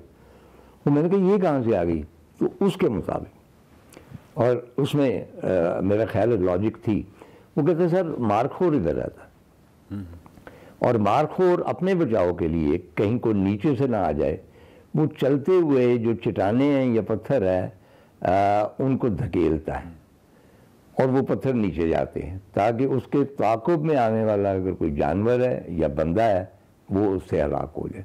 तो बात तो हमने परे करके, अब मैं बहुत ही मतलब अजीबोगरीब हालत में पहले 1-2 दिन में वो खराशें पड़ जाती हैं रानों में, तो मैं उनके ऊपर डिटोल लगा रहा हूँ और मतलब है कि कोई लिबास भी कोई ख़ास ज़ेबतन नहीं किया हुआ। तो एक धमाका हुआ है। अब धमाके जो होते हैं उनको कभी आप नहीं कर सकते, यानी उसको निशानदेही नहीं हो सकती कि ये किस चीज़ का धमाका, ये एटम बम फटा है या शबरात की को पटाखा है या अनार छूटा है या कहीं कोई चीज़ गिरी है, उनकी अपनी अपनी गूंज होती। लेकिन उस धमाके की जो वो बिल्कुल इस तरह था कि जैसे कोई बम फटा है और उसके साथ ही तमाम पोर्टर्स ने शोर मचा दिया। मैं बाहर जब निकला हूँ तो पोर्टर भागे चले जा रहे हैं जहाँ पे वो थे, सब भागो। तो मैंने नहीं देखा कि क्यों भागो, लेकिन वो टेंट हम भी भागे चले जा रहे हैं। मसला ये हुआ एक जगह जाके उनका जी ठीक है अब हम सेफ, कि वहाँ ऊपर जो पहाड़ी बुलंदी थी वहाँ पता नहीं कितने अरसे से, हो सकता है 100 साल से, वहाँ बारिश का पानी जमा हो रहा और वो बारिश का पानी जो था वो सर्दियों में फ्रीज हो जाता था और गर्मियों में ज़ाहिर है। तो वो मौसम थे जब उसमें वो जो बर्फ़ जमी थी, पानी थी, वो पिघल रही थी। उसके पिघलाव का जो था इम्पैक्ट, ज़ोर, उसने उस चट्टान को फाड़ा और वो जो मलगूबा सा था पत्थर का और बर्फ़ का, वो ऊपर से एक आबशार की जानब तरफ गिरा और हमारे खैमों से कुछ दूर उसका वो एक दरिया बन के जा रहा था और उसके जद में कोई चीज़ आती तो उसको भाग के ले जाता। तो ये एक खौफनाक लम्हा था। येटी वाला पत्थर, आपने एक पत्थर के बारे में लिखा है कि उसके ऊपर लिखा हुआ था येटी। तार साहब, येटी जो है आपका दिल करता है कि इस पर बिलीव किया जाए, इस पर यकीन किया जाए? यानी अफसानवी जो किरदार होते हैं होते तो बहुत खूबसूरत हैं, जो मिथिकल, और येटी के हवाले से आज भी लोगों का एक बहुत बड़ी तादाद दुनिया में ऐसी है जो कि इस बर्फ़ानी इंसान पे यकीन रखती है कि कहीं इस तरह के ग्लेशियर्स में या इस तरह की बुलंदियों पे कोई ऐसा इंसान है जिसको येटी या बर्फ़ानी इंसान कहते हैं। तो आपकी इस हवाले से क्या राय है? मतलब आपका दिल तो कहता होगा कि क्या पता हो। देखिए बहुत सारे लोग हैं वो जो कहते हैं कि जी ये जो फ़लाँ मंदिर था, फ़लाँ इमारत थी, फ़लाँ जो मैक्सिको में जो निशान बने हुए हैं जी, चैरिटी ऑफ गॉड, एक किताब इसी हवाले से आई थी डन की, कि भाई वो खलाई मखलूक आई थी और उसने ये सारा कुछ बिल्ड किया। एक तो वो खलाई मखलूक थी ना जिसकी सियासत में चर्चे होते हैं, वो वाली नहीं, तो वो उन्होंने किया था। इसी तरह कई और लोग हैं उनकी अपनी फैंटसीज़ हैं कि ये फ़लाँ चीज़ है, फ़लाँ चीज़ है और फ़लाँ चीज़ का वजूद है, मैंने खुद देखा है, आब हयात है, वगैरह वगैरह। उनमें से एक येटी एक मिथ है और उसके मतलब है कि वो मिथ रहे तो अच्छा है, उसमें फैंटेसी की जो मिथ है क्योंकि वो लिखा हुआ था ना जी। और अगर मैं ये कहता हूँ कि अगर येटी ने होना है बर्फ़ानी इंसान ने, अच्छा दूसरी बात ये है कि हम खुद बर्फ़ानी इंसान थे वहाँ जी मतलब है कि बर्फ़ में हम जिंदा थे, बर्फ़ में चलते तो बर्फ़ानी इंसान ही हो ना। तो अगर उसका वजूद इफ़ एट ऑल है तो वो जो ब्याफो एस्पर का मैं आपको बता चुका हूँ कि दुनिया में सबसे बड़ा ice mass in the world outside polar region is Biafo Hispar snow lake. तो अगर स्नोमैन ने होना है तो वहीं होना है ना, और कहीं नहीं होना। स्नो लेक, ज़बरदस्त। तार साहब, बयान था एक जो कैंपिंग साइट थी, आपने उसके बारे में कहा है कि ये एक मुकम्मल कैंपिंग साइट थी, खूबसूरत भी थी लेकिन इस कदर खौफजदा भी करती थी। तो बयान था के बारे में आपने काफ़ी तफसीली जिक्र किया है, मैं चाहता हूँ कि आप मुख्तसरन थोड़ा सा बयान था के बारे में बता दीजिए। बयान था बड़ी मिस्टिकल लेक है, वो झाड़ियाँ भी हैं वो उसमें, और ये बिल्कुल एज पे है। ये सारे आप ग्लेशियर्स, बड़े ग्लेशियर जो है उसके एज के ऊपर वो थी। जो है बयान था ये मशहूर है रीछों के लिए। अच्छा। और बहुत सारे लोगों ने बुलाया कि बयान था में बच के रहिएगा, वहाँ रीछा। तो वहाँ पे पोर्टर जो एक्सपीरियंस थे उन्होंने कहा जी कोई खाने की चीज़ जो है वो बाहर ना छोड़े, क्योंकि वो खाने के लिए आते हैं। शाम को उन्होंने कहा, उनकी फीलिंग थी कि ऊपर रीछ है, हमें तो नहीं नज़र आया। तो हम अपना, लेकिन हमारी सारी रात को भी उन्होंने शोर मचाया कि रीछ आ गया, पता नहीं आया था या नहीं आया था। नाज़रीन, इसमें कोई शक नहीं है कि इश्क के बगैर आवारगी मुमकिन नहीं है। इश्क जो है वो एक फ्यूल के तौर पे काम करता है। इश्क का ताकतवर जज्बा जो है वो आपको दुनिया के तवील तरीन बर्फानी रास्ते पे भी ले जाता है। वो केटू और नागा पर्वत और बहुत बड़े बड़े पहाड़ों की समिट, उनकी चोटियों पे भी ले जाता है। वो बहुत बड़े बड़े काम आपसे करवाता है। यकीनन इश्क के बगैर आवारगी मुमकिन नहीं। हमारा तार साहब से बातचीत का सिलसिला जो है वो जारी है स्नो लेक पर। देखते रहिए निकले तेरी तलाश। एक्सप्रेसो में आपको एक बार फिर से खुशामदीद। और एक बार फिर बात करते हैं हम, इस वक्त जो डेर की हादसा है, इस वक्त वहाँ पे इमदादी सरगर्मियाँ जारी हैं। ताज़ा तरीन इतलात के मुताबिक जो डेथ टोल है वो बढ़ गया है और अब तक 30 मुसाफरों के जाँ बहक होने की इतलात हमें मिली हैं। 50 से ज़ायद ज़ख्मी हैं और मुख्तलिफ इतलात इस हवाले से आने का सिलसिला भी जारी है। जो ज़ख्मी हैं उनको नज़दीकी अस्पतालों में, और जो ज़्यादा ज़ख्मी है क्रिटिकल है उनको जो डिस्ट्रिक्ट हॉस्पिटल्स हैं उनमें मुंतकिल करने का सिलसिला भी इस वक्त जारी है। हमें लेफ्टिनेंट जनरल अख्तर नवाज साहब ज्वाइन कर रहे हैं, उनसे हम बात करते हैं जो कि chairman national disaster management authority हैं। उनसे पूछते हैं कि वो इस हवाले से हमें क्या बताएंगे। जल साहब, thank you very much for joining अस। बहुत ही अफसोसनाक ये वाक़या है और यकीनी तौर पे यहाँ पे बहुत ज़्यादा रिसोर्सेज भी चाहिए। मैं चाहूँगा कि आप ज़रा हमें एक्सप्लेन कर दें कि एनडीएमए इस वक्त यहाँ पे क्या काम कर रहा है, क्या आपकी मशीनरी, आपके लोग यहाँ पे पहुँचे हैं, ओवरऑल क्या अपडेट्स है आपके पास इसको लेकर? जी, ये इंतहाई अफसोसनाक वाक़या है। हमारी तमाम हमदर्दियाँ जहाँ बाक होने वाले के लवाकिन और जख्मियों के साथ हैं।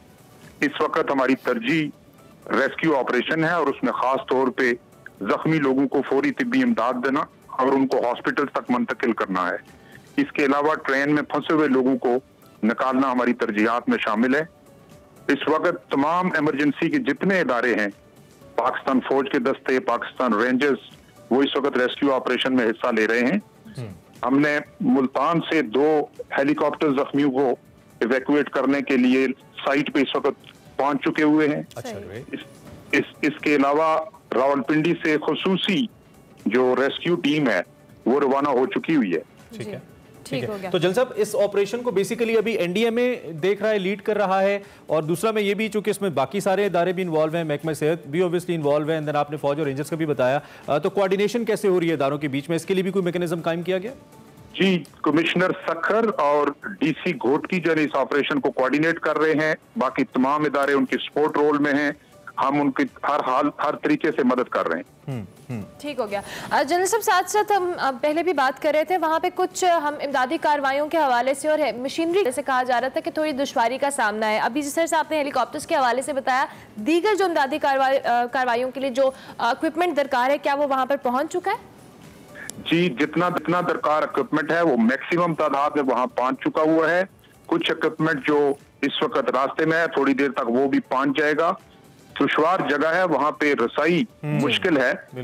इसके बावजूद तमाम एफर्ट्स, तमाम कोशिशें जारी हैं कि हम जल्द से जल्द तमाम जो रेस्क्यू इक्विपमेंट है वहां पे पहुंचा सकें। तो इस वक्त आपकी यकीनी तौर पे जो टीम या आपके फील्ड के अंदर जो लोग हैं उससे कोऑर्डिनेशन हो रही होगी, क्या बताना है उनका, कितना वक्त लगेगा इस सारे ऑपरेशन को कंप्लीट करने में?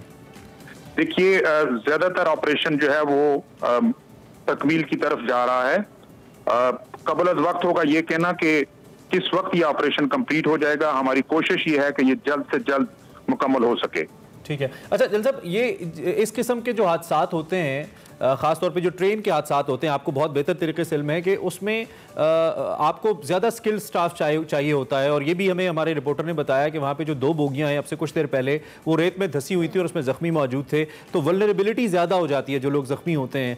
तो कितने लोग इस वक्त NDMA के आपकी इतलात के मुताबिक वहाँ पर मौजूद हैं, ये भी आप हमें बता दीजिए। और इसके साथ साथ क्या वहाँ पर जो रेस्क्यू ऑपरेशन है खासतौर पर ज़ख्मियों को लेकर, वो मुकम्मल तौर पर कर लिया गया, ज़ख्मी अभी भी हैं वहाँ पे? जी, मैक्सिमम वहाँ पे जो जख्मी लोग हैं उनको इवैक्यूएट कर दिया गया है और इस वक्त तमाम जो इदारे रेस्क्यू से 1122 पाकिस्तान आर्मी की मेडिकल टीमें वो इस वक्त जख्मियों को तिब्बी इमदाद देकर मुख्तलिफ हॉस्पिटल्स में मुंतकिल कर रहे हैं।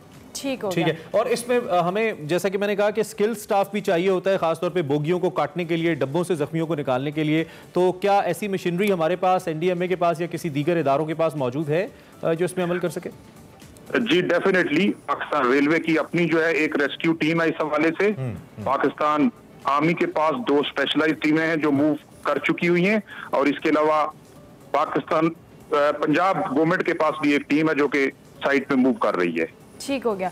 अच्छा जनरल साहब, इसके साथ साथ हम बात भी कर रहे थे कि जिस तरह से जख्मियों के हवाले से और जो अफराद जाँ बहक हुए इनके लवाहिकीन के हवाले से राबते के लिए, क्योंकि ऑब्वियसली ये इलाका भी वैसा है और वहाँ पर इमदादी कार्रवाइयाँ भी जारी हैं, कोई कंट्रोल रूम वगैरह कायम किया गया है जहाँ पे जख्मियों के जो घर वाले हैं या लवाहिकीन हैं वो वहाँ पर आ सकें, रब्ता ले सकें, अपने प्यारों की खैरियत दरियाफ्त कर सकें?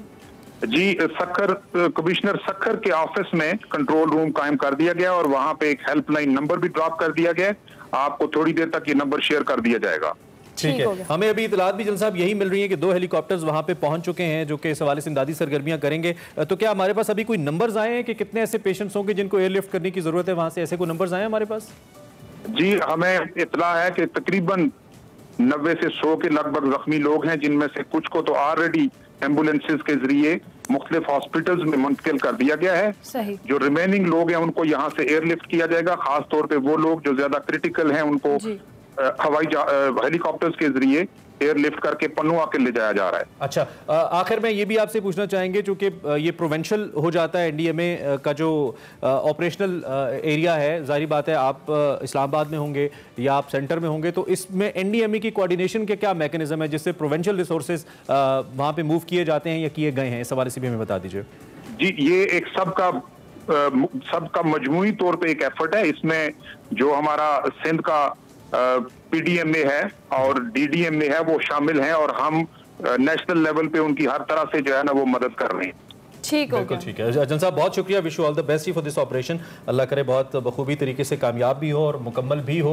अच्छी खबर ये है कि एयरलिफ्ट करने के लिए 2 हेलीकॉप्टर्स वहाँ पे के NDMA की जानिब से हमें इतलात मिली हैं कि वो पहुँच चुके हैं और हमारे रिपोर्टर्स भी हमें बता रहे हैं यहाँ से लोगों को एयरलिफ्ट किया जाएगा जो ज़्यादा क्रिटिकल है और उनको अच्छे हॉस्पिटल्स, बड़े हॉस्पिटल्स के अंदर ओबियसली पहुँचाया जाएगा ताकि उनकी ज़िंदगी बचाई जा सके। लेकिन दूसरी जानिब जो डिस्ट्रिक्ट मैनेजमेंट है उसका बहुत बड़ा किरदार है, जैसा कि जन साहब ने भी कहा कि जो DC हैं वहाँ के ACs DCs वो इसको लीड कर रहे हैं, तो ऑब्वियसली जो डिस्ट्रिक्ट एडमिनिस्ट्रेशन है उसका भी बड़ा इंपॉर्टेंट रोल है। उनके लिए भी हमारी बेस्ट विशेष हैं और बड़ा ही अफसोसनाक वाक़या है, पूरी कौम इस पर रंजीदा भी है। यकीनी तौर पे इसकी इंक्वायरी होनी चाहिए और अगर कोई इसका जिम्मेदार है, डेफिनेटली कहीं ना कहीं कोई ह्यूमन एरर इन्वॉल्व होता है तो उसको करार वाकई सजा देनी चाहिए। इसी नोट पर ब्रेक लेंगे, ब्रेक के बाद हाजिर होंगे। आप देखते रहिए एक्सप्रेसो।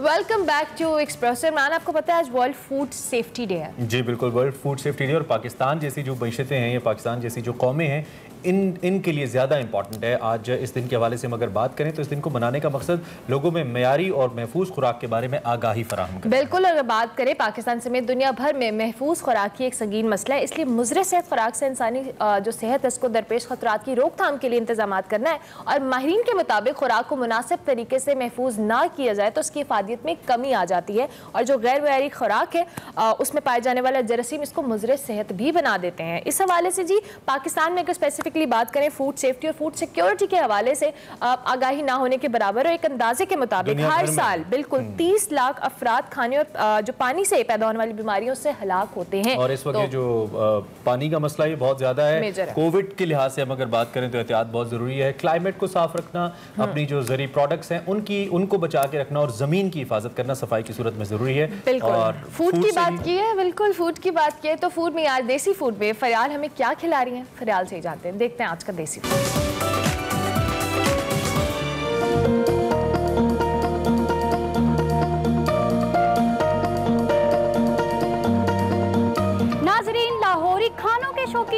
कढ़ाई और जब बात आती थी दुम्बा कढ़ाई की तो लाहौरी स्पेशली पेशावर जाते थे दुम्बा कढ़ाई खाने, लेकिन लाहौर में भी दुम्बा कढ़ाई सेम टेस्ट की बनती है। इसीलिए आज मैं आई हूँ गुलशने रावी में, जहाँ पर है इलियास दुम्बा कढ़ाई वाले। ये दुम्बा कढ़ाई किन मसाला जार से बनाते हैं और कितनी किस्म के बनाते हैं, चले आए इन्हीं से पूछते हैं।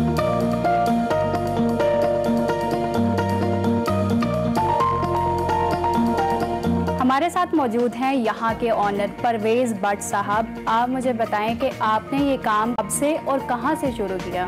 ट्रक कढ़ाई से स्टार्ट लिया था काफ़ी सालों से, और पहली ब्रांच हमारी मेन ब्रांच ट्रक कढ़ाई इलियास दुम्बा कढ़ाई, दूसरी गुलशन रावी, और तीसरी जो है वो डिफेंस फेज 5, और चौथी ब्रांच है इलियास दुम्बा कढ़ाई EME कनार रोड। आपको ये काम करने का ख्याल कैसे आया और किसने फोर्स किया?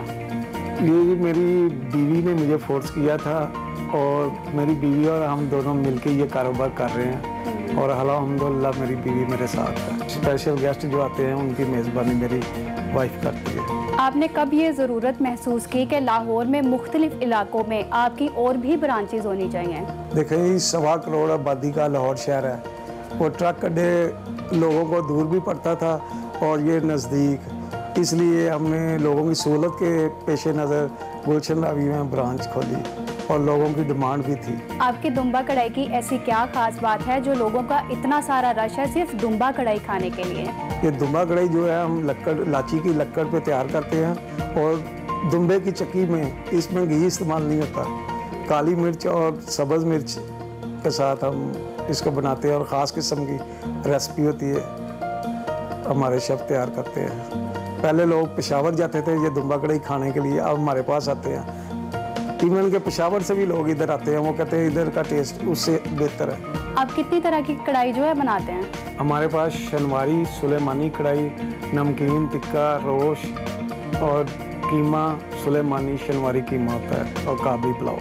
दुम्बे की कढ़ाई में और बकरे की कढ़ाई में क्या फ़र्क है? दुम्बे की कढ़ाई जो होती है ना, दुम्बा जो होता है ना, ये रोगन वाला गोश्त होता है, और जो बकरे का होता है ना वो ड्राई होता है। दुम्बे की टिक्का जो नमकीन टिक्का है वो दुम्बे की लगता है, अगर बकरे का लगाएंगे ना वो सुकड़ जाता है, वो ठीक तरह से बनता नहीं। आप इतनी देर से ये काम कर रहे हैं तो कौन सी मशहूर शख्सियात आती हैं यहाँ पर?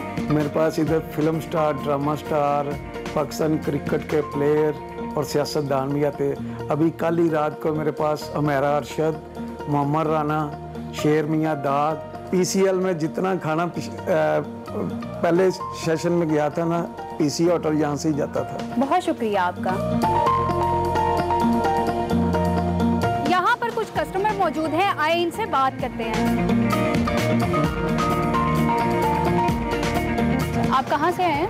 मैं इस इलाका गुलशन रावी से आया हूँ। कितने अरसे से खा रहे हैं इधर की कढ़ाई? तकरीबन जी 2 साल से ये ब्रांच बनी है। 2 साल से पहले हम वहाँ पर बदामी बाग जाते थे ट्रक अड्डा में, और उसके बाद हम तकरीबन हफ्ते में 1-2 बार हम उधर आते हैं। कैसा लगता है यहाँ का टेस्ट? बिल्कुल, इनका अच्छा है, टेस्ट भी अच्छा है, म्यार भी अच्छा है, सर्विस भी ठीक है, तो इसीलिए आ रहे हैं। अच्छा, ठीक है। तो कितना अर्सा हो गया यहाँ से दुम्बा कढ़ाई खाते हैं? ये ब्रांच जो है तकरीबन कोई 2 साल से जो है वो ये उस वक्त से हम यहाँ आ रहे हैं। पहले हम ट्रक अड्डे जाया करते थे, या कभी पेशावर में जाना हुआ तो वो वहाँ जाया करते थे, लेकिन पेशावर से भी बड़ा अच्छा टेस्ट है इनका। अभी आप कौन सा क्या ऑर्डर कर रहे हैं? जी, मैं यहाँ पे ना चाम का ऑर्डर देने आया हूँ, और 2 किलो मैंने दुम्बा लगवाया है। ये ना एक पेशावरी सौगात है जिससे हम ना लाहौर के लोग अब बहुत लाइक करते हैं, और मैं अरसा दराज से अपनी फैमिली के साथ यहाँ पे खाना खाने आता हूँ। दुम्बे की कढ़ाई में और बकरे की कढ़ाई में क्या फ़र्क है? बकरा तो हम घर में रूटीन से वो हमारे यूज़ इस्तेमाल होता है, लेकिन जो दुम्बे का गोश्त होता है वो एक नायाब गोश्त होता है, और ये जिस्म के लिए और एक नशोनुमा के लिए बड़ी बेहतरीन ग़िज़ा है। आपको टेस्ट कैसा लगता है यहाँ का? यहाँ का टेस्ट थोड़ा डिफरेंट है, थोड़ा सा कभी कभी आना होता है तो ज़रा घर के माहौल से ज़रा मुख्तलिफ मिल जाता है। यहाँ पे इनका ज़रा जायका अच्छा होता है दूसरों की निस्बत, और ख़ासकर दुम्बे का जो टेस्ट है ना वो दूसरे जानवर से यानी बकरे वगैरह से अलग होता है। आप कहाँ से आई हैं? हम सब्ज़ाज़ार से ही आए हैं, लाहौर से। अच्छा, तो दुम्बा कढ़ाई में और बकरे की कढ़ाई में तो क्या फ़र्क है? हाँ जी, बकरा ये है कि उसमें ऑयल वगैरह यूज़ होता है, दुम्बे में ये उसकी चर्बी खुद ही उसी में पकाते हैं, वो ऑयल की हटा के ना उसको, तो ये चर्बी जो है ना वो ऑयल का काम करती है, तो उसका टेस्ट थोड़ा मुख्तलिफ है, अच्छा है उसका टेस्ट। नाजरीन, मेरे लिए दुम्बा सनवारी कढ़ाई आ चुकी है, इसको टेस्ट करते हैं। ये बहुत ज़्यादा लजीज है, आप लोग भी एक बार ज़रूर ट्राई करें। मिलते हैं अगले नए देसी खाने के साथ। अल्लाह हाफिज़। Welcome back to Expresso program में आगे बढ़ते हैं और आपको बताते हैं, वैसे तो सेलिब्रिटी या कोई स्टार होता है, किसी मुल्क को रिप्रेजेंट करता है और उसका इन्फ्लुएंस जो होता है वो पब्लिक पे बहुत ज़्यादा होता है, और जब वो सोशल वर्क की तरफ आ जाए तो मेरे ख्याल से इस इन्फ्लुएंस को आपके लिए वो डबल हो जाता है। आज हम आपकी मुलाकात जिस सेलिब्रिटी से करवाने वाले हैं और जिन कपल से करवाने वाले हैं, she has been very vocal on social media. वो सोशल इश्यूज़ को लेकर बहुत ज़्यादा सोशल मीडिया पे वोकल भी हैं, उस हवाले से बात भी करती हैं। और अभी हम बात करने वाले अमीना खान और उनके शौहर फैसल खान की, जिनका ताल्लुक जो है बरतानिया से है, और हमें जहाँ पे सोशल मीडिया पर बरतानिया के अंदरूनी समाजी मसाइल पर बात करती नजर आती हैं, वो ही पाकिस्तान समेत दुनिया भर के मसाइल को भी अपना मौजू बनाती हैं। और ये बड़ी एक सोशल रिस्पॉन्सिबिलिटी भी होती है और बहुत अच्छी बात होती है अगर आप किसी मकाम पे पहुंच के भी इस रिस्पॉन्सिबिलिटी का ख्याल रखें और उसके जरिए आप समाजी शऊर बेदार करें। तो अरमीना और फैसल दोनों ये काम कर रहे हैं। अरमीना की वजह शोहरत ओबियसली फिल्म्स हैं, ड्रामाज हैं, उनकी एक्टिंग है, लेकिन सोशल वर्क के अंदर भी अब वो हमें एक ऐसा मौका दे रही हैं कि हम इस हवाले से उनसे बात करें। आप दोनों को बहुत ज़्यादा खुशामदीद वेलकम एक्सप्रेस में, बहुत शुक्रिया आपने हमें ज्वाइन किया और बहुत अच्छा भी हमें लग रहा है। सबसे पहले तो हमें ये बताइए कि जिंदगानी का सफ़र कैसा चल रहा है? How is it going being together? I think pandemic की वजह से we are closer than ever, तो I think काफ़ी shared values और काफ़ी चीज़ों का अंदाज़ा हो गया कि हम लोग एक ही पर्सनालिटी है, which is different bodies। अच्छा चल रहा है क्योंकि मेरे लिए जो मेरी शादी है ना, ये सबसे ये this is my number 1 job, ठीक है। बाकी जो नौकरियां मेरी काफी 3-4 नौकरियां, लेकिन ये सबसे अहम नंबर 1 नौकरी है, तो इसको मैं सबसे ज्यादा मेहनत इस पर करता हूँ, इस चीज पर। ज़बरदस्त ज़बरदस्त। अच्छा अरमीना, चूँकि अभी हमने आपके अवार्ड के हवाले से भी बात कर रहे थे, आपको बोलने कि मैंने अवार्ड से भी नवाजा। इस वक्त आपने जो आपके सोशल वर्क रहा, और हम सोशल मीडिया पे भी देखते हैं कि आप बहुत ज़्यादा वर्क करती हैं, बेसिकली आपके इस तमाम जो वर्क है इसका पर्पस क्या है और आपको ये किस तरह से आपको इसने मोटिवेट किया कि आप इस काम को लेकर चलें आगे? देखिए, जब मैं when I was a teenager, तब से मुझे है कि मैं अपनी अम्मी को देखा करती थी कि वो बहुत ज़्यादा सोशल वर्क करती थी, तो उनसे ये चीज़ मैंने अडॉप्ट की। तो बचपन से मैं स्कूल में भी वॉलंटियरिंग करनी, मेरा था कि मैं ह्यूमैनिटी की खिदमत करूं जब से मैं छोटी सी थी, तो उसको लेके it's been consistent, you know, just because I am working on TV, उससे मैं डिस्टर्ब नहीं हुई किसी भी तरह से। मैं बिहाइंड द सीन्स हमेशा काम करती रहती हूँ, बहुत सी चीज़ें मैं बताती भी नहीं हूँ किसी को, बिकॉज आई फील कि ये एक मेरी स्पिरिचुअल साइड को जो है वो फुलफिल करती है, you know, as a Muslim, as someone जो कि बहुत कॉन्शियस है इस चीज़ के लिए, बिकॉज मुझे लगता है कि हमारी ज़िंदगी में जो है पॉजिटिविटी ज़रा कम है, तो मैं जिस तरीके से भी उसको इंजेक्ट कर सकूँ सोसाइटी के अंदर, मैं कोशिश करती हूँ कि मैं करूँ। तो ये जो मीडिया है, इट्स इन फैक्ट मुझे मेरी वॉइस को एम्पलीफाई कर दिया उसने, कि मेरे प्लेटफॉर्म्स की वजह से जो मेरी फॉलोइंग है, I feel like I am so blessed के यू नो एक जो मेरा जो नियत थी, यू नो, शुरू से वो एक मुझे चांस मिल गया कि वो अपने बड़े पैमाने पे कर सकती हूँ। So I've been very lucky that way, and it's something that I will continue for the rest of my life. और ये मैं इसको ऐड भी करना चाहता हूँ, आमीना ने मुझे शुरू से कहा था, देखिए हम जो ना अपनी जिंदगी 2 तरीकों से जी सकते हैं, एक अपने लिए या दूसरों के लिए। जो हम अपने लिए जिएंगे वो तो इधर ही छोड़ जाएंगे इस दुनिया में। Yes, exactly. So that's the main motivation. It's really great. Faisal, हम इस अवार्ड के हवाले से भी जो इंग्लैंड की काउंटी लंकाशायर के टाउन बर्नले के मेयर ने दिया है, इस अवार्ड ये किस स्पेसिफिक सर्विस के ऊपर आपको दिया गया, तो इस हवाले से भी हम आपसे पूछना चाहेंगे। और दूसरा दिन आई पुट अ क्वेश्चन और अरमीना एज वेल, चूंकि इन्होंने वो रवैयों की बात की, तो आजकल सोशल मीडिया पे एक जंग चल रही है, हर कोई आपस में लड़ रहा है। मैं जरा इस पे अरमीना से बात करूंगा, लेकिन अवार्ड के बारे में आप जरा हमें बताइएगा फैसल। जी, आमीना ने जो अवार्ड मिली आमीना की तरफ से, वो तानाचारों ने काफी मतलब काम किया, लेकिन मेरे ख्याल लोग अवेयर नहीं है। सबसे पहले इनको जो मिला है मैनचेस्टर मुस्लिम कम्युनिटी जो इन्होंने हेल्प की थी सेटअप करने के लिए, उसके तौर पर, क्योंकि इससे पहले यहाँ जो ना हर कोई अपने अपने काम कोई कर रहा था, कोई ये अच्छा काम, कोई वो अच्छा काम, लेकिन यहाँ हमारे लिए हालात जो काफी थोड़ी सी मुश्किल हो रही हैं, मुसलमानों के लिए मेरे ख्याल पूरी दुनिया में मुश्किल हो रही है। तो अमीना ने इनके ताल्लुकात काफी लोगों से, बिजनेस में, पॉलिटिक्स में, मीडिया में, तो इनमें हम सबको जो इकट्ठा लेके आके एक प्लेटफॉर्म बनाए, एका करें। तो इनका जो मेन एक इनके जो अचीवमेंट थी, इन्होंने एका किया इधर हमारी कम्युनिटी में, मैनचेस्टर मुस्लिम कम्युनिटी की जो प्लेटफॉर्म है वो हमें दिया है। दूसरा इन्होंने किया है अपनी जो रोल मॉडल है, ये स्पेशल जो खातून के लिए, जो यंग गर्ल्स हैं, क्योंकि बहुत सारे सेलिब्रिटीज हैं वो खाली ट्वीट करते हैं या वो अपने आप दिखाते हैं, देखो मेरे पास ये नई गाड़ी है, देखो मेरे पास ये नई पर्स है, ये क्या क्या मेरे पास इतना पैसा है, लेकिन जो देखने वाले होते हैं ये उनके लिए रियलिस्टिक नहीं है, वो फिर अपने आप को असासी कंपनी में शिकार हो जाते हैं। हाँ, तो अमीना इन्होंने ये किया, देखो मेरे पास जो भी अल्लाह ने दिया, आप जो ना मैं इस तरह इस्तेमाल करना चाहती हूँ। तो फॉर एग्जाम्पल मसलन ये सीरिया में, जॉर्डन में गई थी, जो सीरियन रेफ्यूजीज हैं उनके लिए एड देने के लिए खुद अपने हाथों से या उसमें अपने पैसे और चंदा इकट्ठा करके वहाँ उन्होंने हेल्प किया।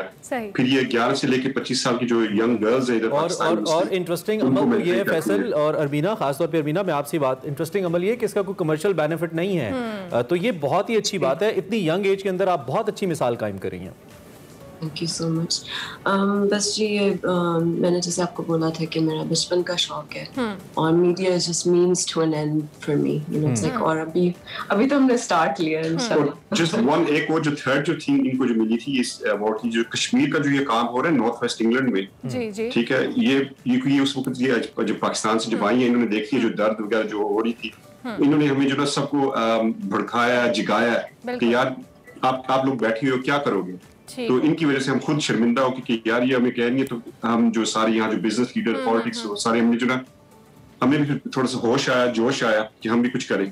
ज़बरदस्त ज़बरदस्त। अच्छा अरमीना, जिस तरह से भी इमरान ने भी मेंशन किया कि आजकल सोशल मीडिया, आपने भी बहुत सारे जो कह लें बुलिंग का फेस किया है, और हम देखते हैं ऑन एंड ऑफ आपके सोशल मीडिया पे भी कि सेलिब्रिटीज़ जहाँ पे बहुत अच्छा काम भी करे होते हैं, वहाँ ये सोशल मीडिया पे एक कर्स की सिचुएशन होती है। हम इसको एक ब्लेसिंग तो कंसिडर करते हैं, लेकिन it's a curse at the same time. आपकी मेंटल हेल्थ बहुत इफेक्ट होती है when it comes to celebrities. बहुत ज़्यादा टारगेट किया जा रहा है, बहुत ज़्यादा नफरत है, हेट बहुत ज़्यादा है, खासतौर पर जो फीमेल्स काम कर रही हैं उनके बारे में तो लोग बहुत ही बुरा भला कहते हैं। तो इसको लेकर आपकी कोई कमेंट आप करना चाहें?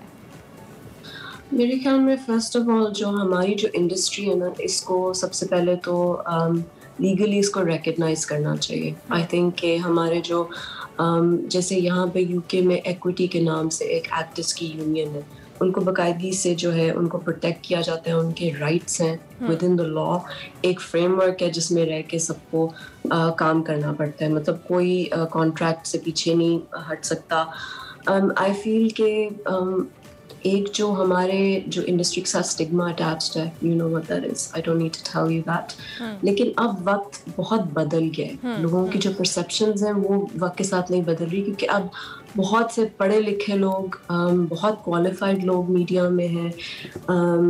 मैं समझती हूँ कि वो परसेप्शन नहीं चेंज हो रही वक्त के साथ साथ, और आई फील लाइक कि इसमें थोड़ा सा हैंड कंटेंट का भी है। आई फील लाइक एक जो है यू नो, क्योंकि जो मीडिया है it's a great educator, you know से, क्योंकि जब हम लोग जो लोग घरों में बैठे हैं जो मतलब किताबों में नहीं interested, for example, it's a great way to educate them through dramas. Why was Ertugrul so popular, you know, क्योंकि वो एक उनको एक हिस्टोरिकल इंसाइट दी गई, उनको स्टेक दिया गया एक, अच्छा, you know, proud to be a Muslim, this is what Amina and Faisal, it's really honour to have you guys in Expresso and बहुत ज़्यादा अच्छा हमें लग रहा है। बहुत कम लोग हैं जो इतने स्टारडम के बाद भी और एक बड़ी कंफर्टेबल लाइफ जब अल्लाह उनको दे देता है, जो आपको अल्लाह ने दी है, उसके बावजूद दूसरों के लिए सोचते हैं। तो पैलेस्टाइन हो, कश्मीर हो, जैसा कि फैसल ने बताया, ये टॉपिक ऐसा है, इस पर तो 1 घंटा बात होनी चाहिए, लेकिन वक्त हमारे पास कम है। Once again thank you very much for joining us. We wish you a very best of luck. Thank you so much for joining us. Armina Faisal Khan हमारे साथ मौजूद थे और बहुत ज़बरदस्त काम है, चाहे वो इंग्लैंड है, चाहे वो पाकिस्तान है, सोशल मीडिया पर अवेयरनेस दे रहे हैं लोगों को, और ये बहुत हेल्पफुल है, क्योंकि जब सेलिब्रिटी स्टार्स इस तरह से आगे बढ़ के लोगों के हक के लिए आवाज़ उठाते हैं, इसका बहुत इन्फ्लुएंस होता है। और लोगों को, ऐसे लोगों को सपोर्ट किया करें। हर किसी से नफरत करना, नफरत के कमेंट करना, नफरत किसी को कुछ नहीं देती है। जो नफरत भी आपको देता है उसको भी प्यार दें। ये लोग तो फिर भी इंसानियत के लिए काम कर रहे हैं, तो प्लीज़ डोंट स्प्रेड हेट। अभी हम आपसे इजाज़त लेंगे, इंशाल्लाह आपसे हमारी मुलाकात होगी कल। फीडबैक आप हमारे सोशल मीडिया हैंडल्स पर दीजिएगा। कल तक के लिए हमारी तरफ से अल्लाह हाफ़िज़।